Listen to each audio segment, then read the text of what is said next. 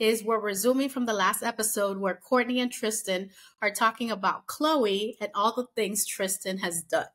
So if you guys aren't catching the vibe, Kourtney ain't with it. And for the first time, I know I'm getting ahead of myself. I'm kind of liking her, but we'll see why. Kourtney is quoting something that she saw on TikTok where it says, I'm a narcissist, a sociopath, I have no empathy, I have no feelings.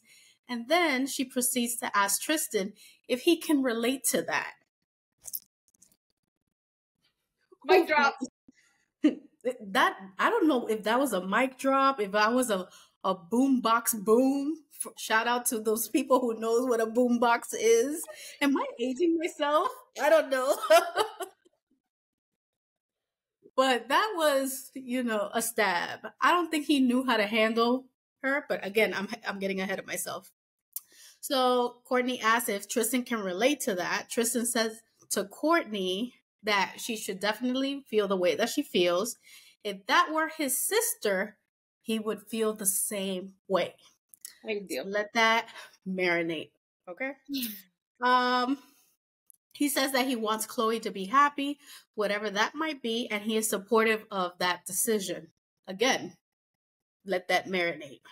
Kourtney asked Tristan what was his ultimate goal, to be together, and if so, what are you doing, to achieve those goals? Not that she's endorsing them to get back together. Tristan says that he wants to be with Khloe, and his ultimate goal is to have his family back as a unit, as one unit, basically living together, how things used to be pre, during, and post cheating. That's what he wants, Kourtney says being able to take accountability is always the first step in changing. Also, the kids are watching the actions and not their words. Tristan says that he wants to be a good example for them, but he was basically talking about Pt.2, Tristan Thompson, because, he doesn't mention Tatum and the others. He says when the time comes, he wants to talk to True about how he failed them both. Them, meaning True and Khloe. Yeah, Khloe. Kourtney says that in their family, the guys are so lucky because, they basically want to keep everyone happy and getting along, one big happy family. And that basically takes priority in the family instead of having boundaries and being supported with those decisions. So let that sink in as well. Kourtney said in the confessional that talk is cheap and it's concerning when actions don't match words. Kourtney also said that in her family, they normalize the men's behavior and that she doesn't want to show her daughter that that's okay. Forgiveness and grace is okay, but so is having clear boundaries. Okay. Dun, dun, dun. I know that we've been telling Kourtney for a couple seasons now, girl, just leave, take a break, get away. You don't need to be on the show if you don't want to be on the show. But, and she has been away this season. We have not really seen her. But Kourtney deserves the check. She's getting paid for this episode alone. Pay her money. Kourtney Kardashian, because I don't know her middle name, Kourtney Kardashian. Marie, why do I know that? I have no idea. Continue. Kourtney Guadalupe Kardashian. She's not Latina. I don't care. Right now she is. She's one of my peoples right now. All right. She said what we all say and what we all think. Mm-hmm. And she said it to his face. Mm. So, kudos. I'm proud of you. You did that. You the real MVP. Give her all her flowers because, I mean, he is a narcissist. He is all of those things. There's no way he's not. Especially considering the audacity he has to claim that he just wants Khloe to be happy. Mm. Sir, then leave. Leave. You're too revitalized from this vacation. This is way live. Just want you to know. Kourtney's monologue or Kourtney's little speech gave me life. And that's pretty much it right now. Well, okay, guys. So you know that I am not a Kourtney fan. I think she is what's a good word for it? She is intolerable in my eyes. Right. But in this particular episode, I can really appreciate her feedback. Because if we've watched Keeping Up with the Kardashians and obviously this Hulu rendition of their show, like it's always been like a battle with Kim, or she's unhappy, or she's going through something, or the Scott dilemma, or her dating life. You know, she's always going through something. And especially with Kim, you know, her arguments with her and the rest of her family, like that really like overshadows, I guess, her growth. Yeah. She's been having. So in this episode, I think that we see a Kourtney who has gone to therapy. You know, this is my observation. Mm-hmm. A Kourtney who has gone to therapy, like really, you know, embraced it, analyzed it, is living by it, you know, has found her happiness. She's in a whole different space. She articulated well, you know, without, you know, shouting or being mean or being closed-minded. You know, we've seen that Kourtney. Yeah. But here, she wasn't taking the shit from Tristan. No, Even though he was trying to decorate the shit, she wasn't falling for it. And I can appreciate that. Yeah. And it's interesting because, you know, one of the things that we had talked about in other episodes and in other seasons is that Kourtney, you know, probably feels a way that she and Khloe don't have, you know, that same sort of dynamic or relationship that they always used to have. But the fact that she's the one that really has like stood her ground and said what everybody's thinking, like, I think that's awesome. I guess the other MVP would be Kendall because she just don't want to talk to him. And girl, I feel like hello. So, you know, it's interesting.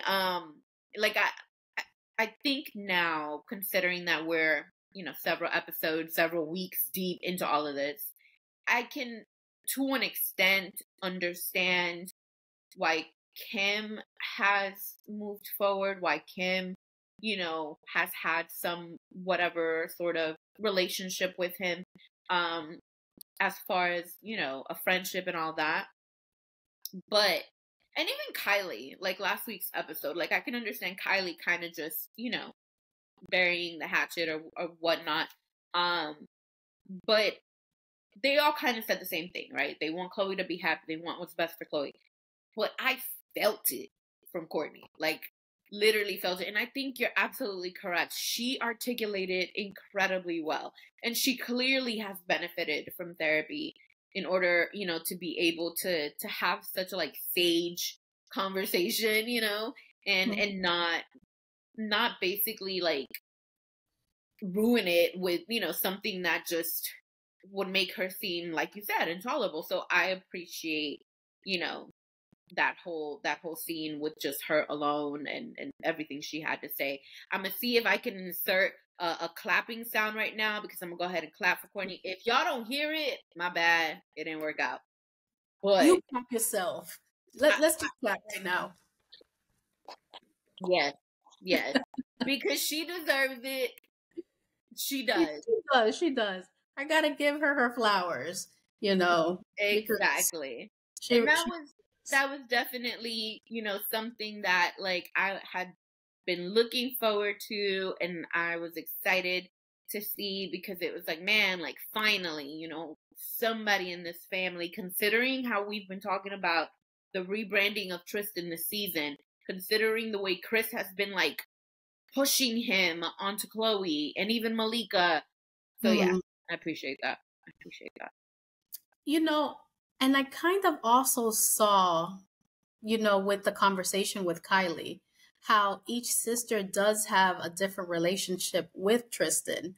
Yeah. And it's based on their personalities, how, you know, how close they are with Khloe, like whatever they're going through their life, that they have, I guess, accepted Tristan back into their lives and, you know, wants family together. Like, Kylie, Kylie says that she's a very forgiving person, so Yeah. obviously she's going to forgive this, maybe not forget.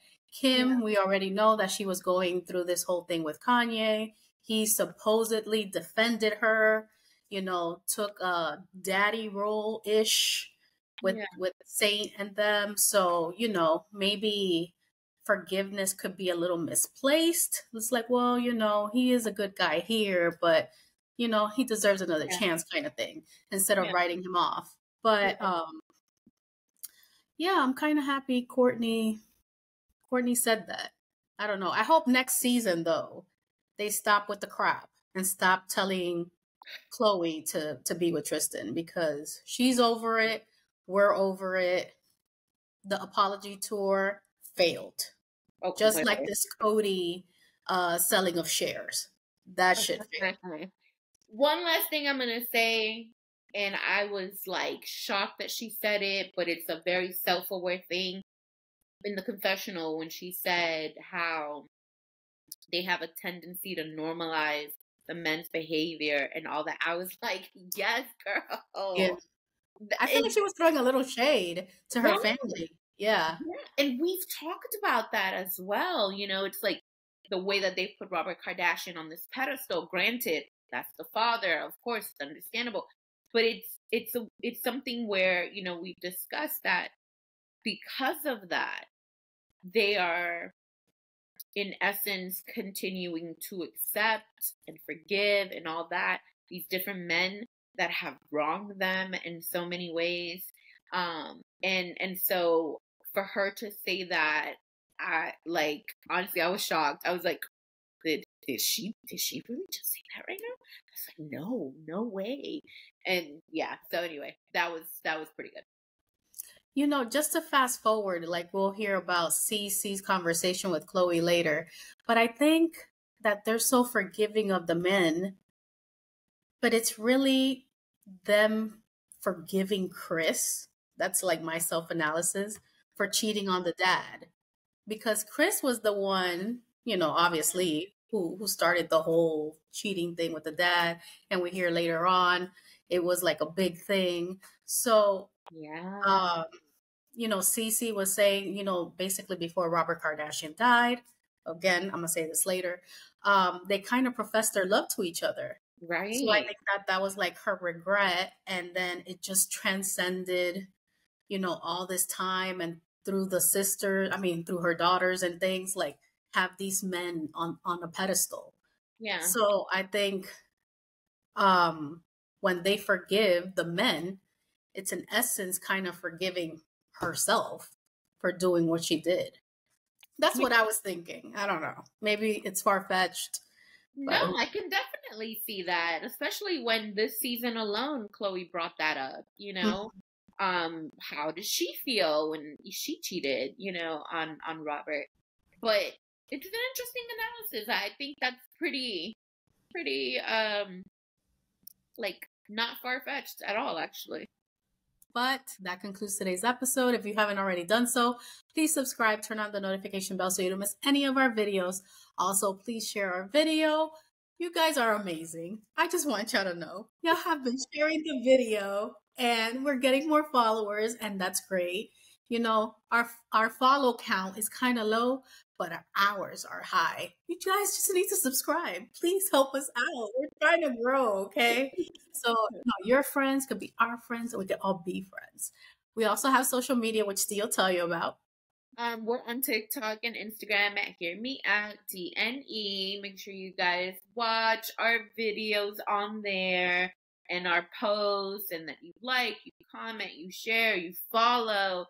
And as I mentioned at the beginning of the video, you may see some interesting landscapes in one or two of our videos. So yeah, we definitely want to have a little bit more of that going on, interaction and everything, because we enjoy interacting with you. All right, guys, we'll see you next time. Peace. Bye.